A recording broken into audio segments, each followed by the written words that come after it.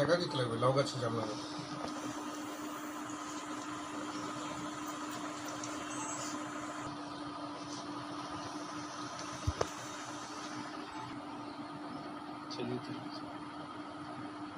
একটা secret information ছিল কিছুদিন ধরে, মানে প্রায় কয়েক মাস ধরে, একটা পাখির রুট যেটা আছে, পাখি যেটা ওয়াইল্ড বার্ডস, সেই ওয়াইল্ড বার্ডসগুলো বাইরে ট্রান্সপোর্টিং হয়।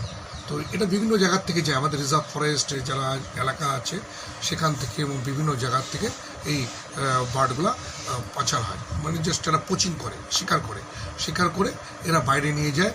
এটা নিয়ে যায় হচ্ছে গলগলিয়া নেপালে নিয়ে যায়। এখানে যেরকম বাগডোগরা বিভিন্ন জায়গা থেকে যায়। তো সেই ইনফরমেশন মতো আমরা গজলডোবা ক্যানেলে বসছিলাম, তো একটা বাইকে এরা আসে এবং এরা যখন যে একটা সিক্রেট ইয়েতে নিয়ে যাওয়ার চেষ্টা করছিল, হিডেন কন্ডিশনে লুকিয়ে নিয়ে যাচ্ছিল। তো আমরা বাইকটাকে সার্চ করি এবং দুজনকে ধরতে পারি। দুজনের কাছ থেকে 9টা আমরা ওয়াইল্ড বার্ডস, ময়না আর ঘিল ময়না আর টিয়ে আমরা ধরি এবং তাদেরকে অ্যারেস্ট করি। আজকে আমরা কোর্টে পাঠাবো। যেটা করে বিভিন্ন তথ্য পাওয়া গেছে, এরা প্রায় 20 থেকে 25 জনের একটা গ্রুপ আছে, যারা হচ্ছে মার্চেন্ট, যারা কালেকশন করে নেয়।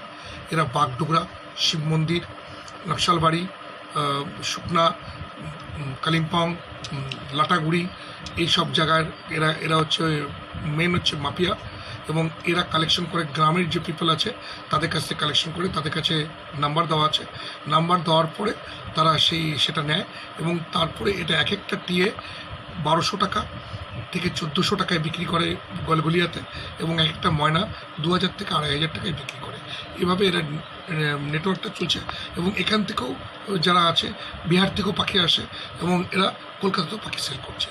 এভাবে এদের নেটওয়ার্কটা পুরো পেয়েছি, নাম্বার পেয়েছি, এবং যারা এই কাজ করে তাদের বেশিরভাগই নাম্বার পেয়েছি। বুধবার আর শনিবার করে একটা হাট বসে গলগলিয়াতে, সেই হাটে এটা বিক্রি হয়। তো আমরা এটা দেখছি কী করা যায়, ঊর্ধ্বতন কর্তৃপক্ষকে জানিয়েছি। আজকে কোর্টে তোলা হবে।